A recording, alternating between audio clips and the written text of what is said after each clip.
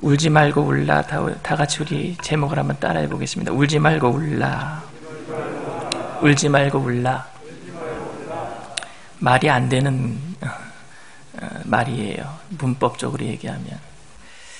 눈물에 대해서 사전에 찾아보니까요, 눈물은 체액의 한 종류로서 눈을 보호하고 청결을 유지하기 위해 눈물샘에서 분비되는 물질이다, 이렇게 돼 있어요. 그런데 저는 눈물이 세 가지가 있다고 생각을 합니다. 첫 번째 눈물은 그냥 기본적인 눈물이에요.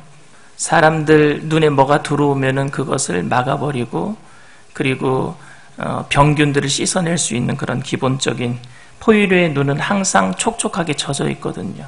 안구 건조증 있는 것은 위험한 겁니다. 눈물은 꼭 눈에 있어야 되는 겁니다. 두 번째로 반사적인 눈물이에요. 체류탄 가스나 아니면 양파 이렇게 쓸 적에 반사적으로 눈에서 눈물이 납니다. 그건 눈을 보호하기 위해서 반사적으로 눈이 그렇게 눈물을 많이 흘려내는 것인데, 그건 반사적인 눈물이고요. 세 번째 종류의 눈물은 정서적인 눈물입니다. 정서적인 눈물은 그냥 여러분들 아시죠? 뭐 그냥 슬퍼서 아니면 기뻐서 뭐 이렇게 정서적으로, 그래서 그렇게 흘리는 눈물을 얘기합니다. 제가 요새 이 정서적인 눈물이 좀 많아지는 것 같아요. 제가 남자인데, 남자면은 우리나라 사람들 그러잖아요. 남자는 태어나서 딱 2번 울어야 된다고. 태어날 때 울고, 어머니, 아버님 돌아가실 때 울고. 그런데 요새 제가 눈물을 많이 흘려요. 테레비 보다가 울어요. 그냥 짠한 모습을 보면은 눈물이 생기는 것 같습니다. 로마 사람들은요, 무덤 안에 눈물병이 많이 발견됐다고 합니다. 눈물병이. 다윗도 그 눈물병에 대해서 이야기한 적이 있어요. 시편 56편 8절에 보면은 나의 유리함을 주께서 계수하셨사오니 나의 눈물을 주의 병에 담으소서. 이것이 주의 책에 기록되지 아니하였나이까. 왜 옛날 사람들은 그렇게 눈물을 소중하게 생각했을까요? 그 눈물의 삶, 슬픈 삶은요, 신께 보상받는다라고 생각했기 때문에 그래요. 내가 이렇게 눈물을 많이 흘렸다. 그래서 그걸 무덤에 가져가는 거예요, 그 눈물병을. 그러면은 죽을 때 그 눈물, 내가 흘린 그 고단한 삶을 하나님이나 신에게 보상받을 수 있다, 이렇게 생각을 했던 것 같습니다. 그런데 오늘 본문에 보니까 예수님도 우셨다라고 기록하고 있습니다. 성경에 보면은 예수님께서 웃으셨다라는 기록은 별로 없어요. 거의 없는 것 같아요. 그런데 예수님께서 우셨다라는 기록은 되게 많이 있습니다. 예수님은 어떤 눈물을 흘리셨을까요? 반사적인 눈물이 아니라 예수님은 분명히 정서적인 눈물을 흘리셨습니다. 어떤 심정으로 예수님이 그렇게 사셨기 때문에, 어떤 심정으로 사셨기에 예수님은 그렇게 눈물을 많이 흘리셨을까? 오늘 이야기는 종료주일에 일어났던 사건에 대해서 기록해주고 있습니다. 한 번도 사람을 태워본 일이 없는 나귀 새끼, 큰 나귀가 아니라 나귀 어린 새끼를 가지고, 그러니까 여러분, 왕이 되려면은요, 말을 타야 돼요. 말을 타고 입성해야지 좀 그럴듯해 보이는데, 예수님은 그 한 번도 사람을 태워보지 않은 나귀 새끼 위에다가 안장을 지우고, 그리고 그 나귀를 타셨어요. 이단 교주들이요, 우리나라에 나온 그 이단 교주, 뭐 이만희, 뭐 문선명, 뭐 또 박태선, 뭐 이런 이단 교주들이요, 전부 다 사진을 다 찍어놓고 자기 섬기는 사람들 그런 사무실에다, 그리고 성전에다가 그들이 뭐 예배드리는 성전에다 걸어놓겠는데, 그 모든 사진들 보면은요, 백마를 타고 있어요.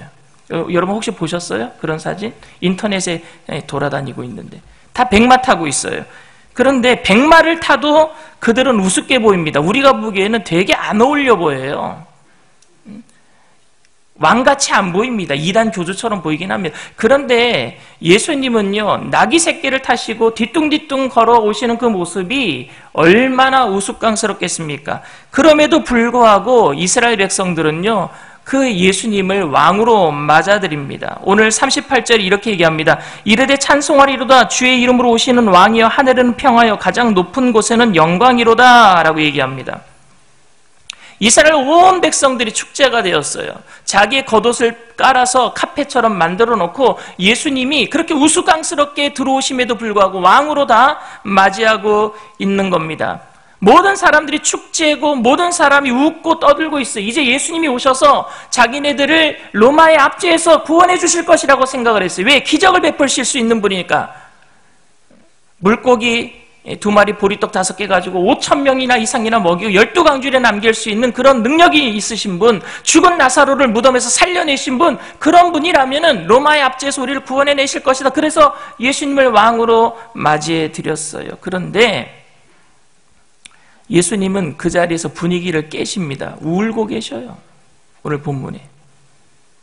다른 사람들은 다 기뻐서 막 박수치고 있는데 예수님만 울고 계신단 말입니다. 왜 울고 계실까요? 그동안 예수님을 막 학대하고 박해했던 바리새인들, 유대인들, 이제 너희들 이제 봐라, 내가 모든 사람들에게 왕이 되니까 이제 고생 끝, 행복 시작이다. 그래서 눈물을 흘리신 것입니까? 기쁨의 눈물을 흘리신 거예요? 주마등처럼 옛날에 고생했던 일들이 막 다 지나가니까 이제 이스라엘 모든 백성들이 나를 왕으로 맞이해 주니까 그래서 기뻐서 옛날 생각나서 우셨던 겁니까? 그건 아닐 거예요. 오늘 본문 41절에 보니까 가까이 오사 성을 보시고 우시며 라고 기록하고 있습니다. 우시며라는 이 헬라어 단어는 클라이오라는 단어인데, 클라이오에서 크라이라고 하는 영어 울다라는 단어가 나왔겠죠. 그 클라이오라고 하는 헬라어 단어는요, 애곡하다, 통곡하다라는 뜻을 가지고 있습니다.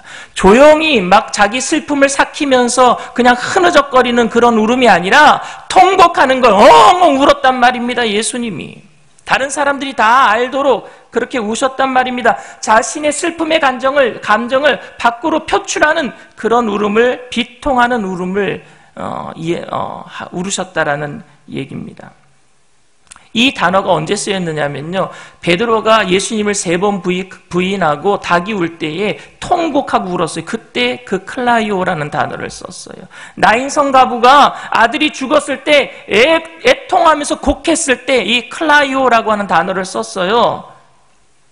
교인들에게 선행을 베풀었던 도루가가 죽었을 때에 모든 교인들이 통곡하고 울었을 때 그 클라이오라고 하는 단어를 썼습니다. 그러니까 얼마나 애통하고 크게 울었는지 예수님도 그 단어를 그렇게 우셨다라는 단어를 그렇게 사용하고 있습니다. 여러분, 왜 예수님이 이렇게 통곡하셨을까요? 왜요?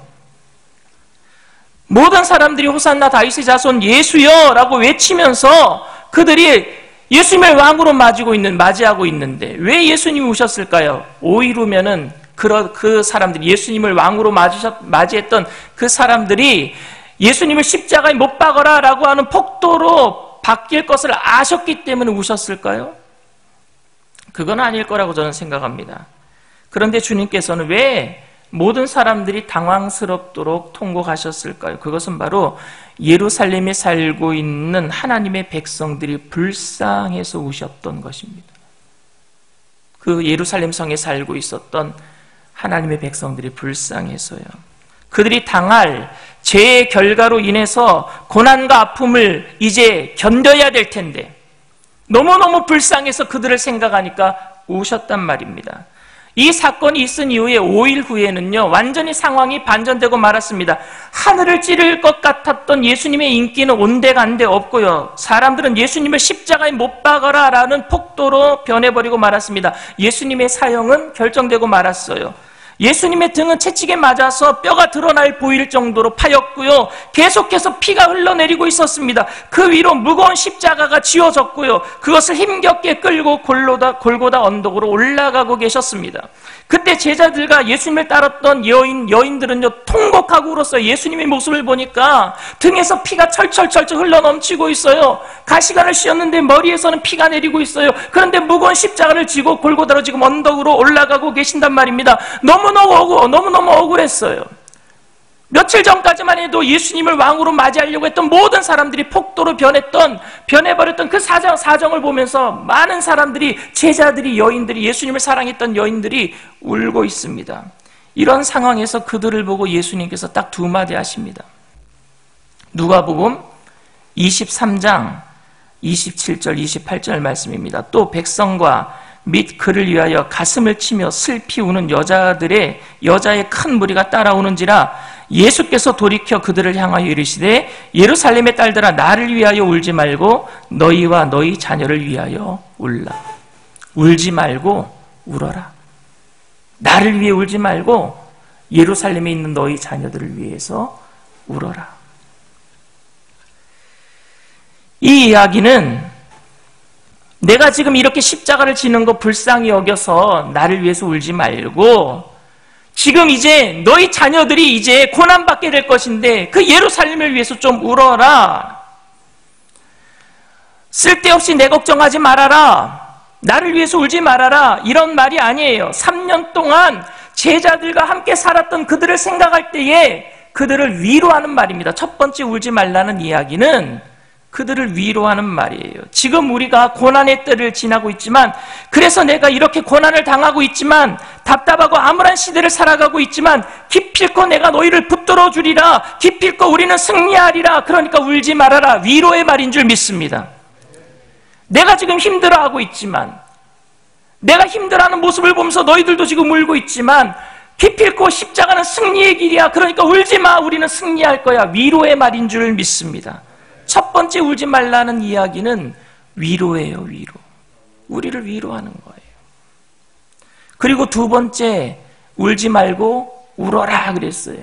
이 울어라 두 번째 말은 예수님이 십자가를 지신 이후에 40년이 지나면은요, 로마의 디도 장군, AD 70년에 로마의 디도 장군이 예루살렘에 와서 예루살렘을요, 돌 하나 위에 돌 하나 남지 않도록 쑥대밭 만들어버린 사건을 하나님이시기 때문에 예수님은 이미 알고 계셨잖아요. 그때 이스라엘 모든 백성들이 죽임을 당하고 포로로 잡혀가는 모습들을 예수님은 이미 알고 계셨기 때문에 그래서 말씀하신 게 그들을 위해서 울으라고. 언제나 절망적일 수밖에 없는 인간의 실존과 지금도 시시각각으로 다가오는 인류의 재앙 말입니다. 지진, 기근, 전염병, 그 속에서 신음하는 백성들을 향해서 성도로서 함께 울어주라는 말인 줄 믿습니다. 교회는 같이 울어주는 곳이 되어야 돼요. 힘들어하는 사람들을 위해서. 예수님의 제자들에게, 예수님을 사랑하는 여인들에게 나를 위해서 울지 말고 세상 사람들을 위해서 울어줘라. 그들에게 고난이 올 텐데, 그들에게 재앙이 올 텐데 그들과 함께 울어주는 사람들이 되어라 라고 말하고 있는 거예요. 세상 속에서 속수무책으로 죄의 노예가 되어 지옥으로 끌려가고 있는 사람들을 위해서, 나에게 비수를 꽂고 있는 저 원수들을 위해서 함께 울어주라는 말이에요. 그러니까 예루살렘을 위해서, 네 자녀들을 위해서 울라라는 말은 위로의 말이 아니라 사명의 말이고 당부의 말이에요. 첫 번째 울지 말라라는 말은 위로의 말이었고요, 두 번째 울어라라는 말은 당부의 말, 사명이었어요. 사명. 그들에게 주신 사명. 그런데 우리는 이 예수님의 유언과도 같은 이 당부의 말씀을 잃어버리지는 않았습니까? 교회의 눈물이 말라버렸어요.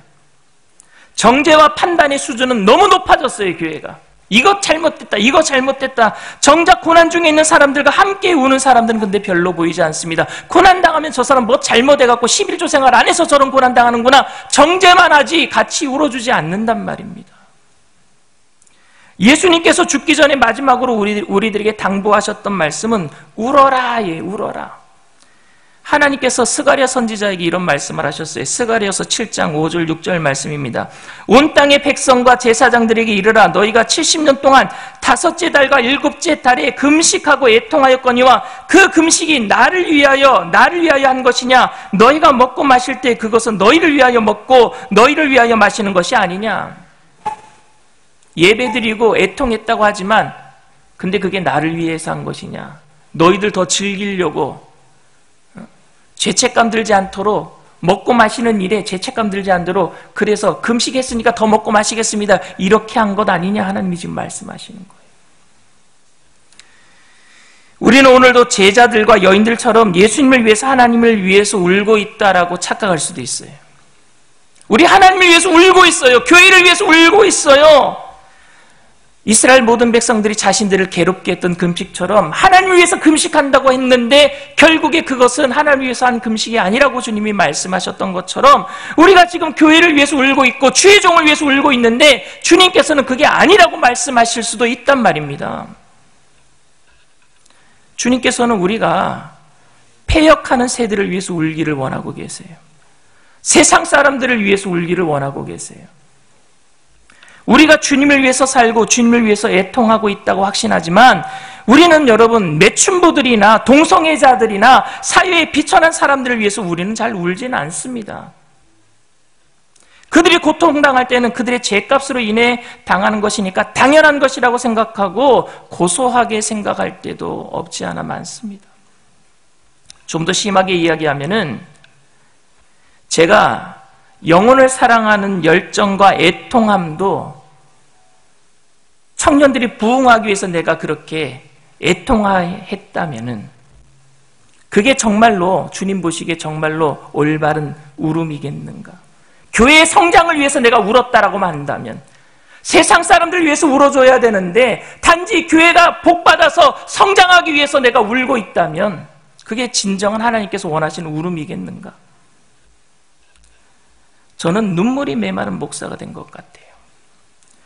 저와 경쟁 관계에 있는 목사님이 잘 풀리지 않는다는 이야기를 들으면요, 속으로 마음이 시원할 때도 있어요. 나보다 좀 더 일이 잘 되고 있는 모습을 보면은요, 은근히 시샘이 들기도 합니다. 어찌할 수 없는 이 죄인의 모습을 보고 주님은 우셨단 말입니다. 이런 저희들을 보고 우셨단 말입니다. 그런 주님께서는 제자들에게도 너희들도 나처럼 울어라 라고 당부하고 계십니다. 그렇기 때문에 애통함은 제자들에게 있어서 사명이었어요. 여러분, 연홍지탄이라는 사자성어 아세요? 연홍지탄. 연홍지탄이 제비와 기러기가 서로 만날 수 없는 그 사자성어를 이야기하는 겁니다. 제비는 여름철새예요. 그리고 기러기는 겨울철새예요. 제비가 여름이 되면은요, 남쪽에서 날아와서 지내다가 겨울이 오면은 남쪽으로 다시 내려갈 적에 기러기는요, 북쪽에 있다가 겨울 되니까 다시 내려옵니다, 남쪽으로. 그러니까 둘은 절대 만날 수가 없어요. 그것을 슬퍼한 거예요. 제비와 기러기가 만날 수 없는 것을 슬퍼하는 게 그게 한자 사자성어로 연홍지탄입니다. 그런데 우리가 하나님의 마음과 절대 만날 수 없는 마음으로 우리가 지금 살고 있지는 않은가?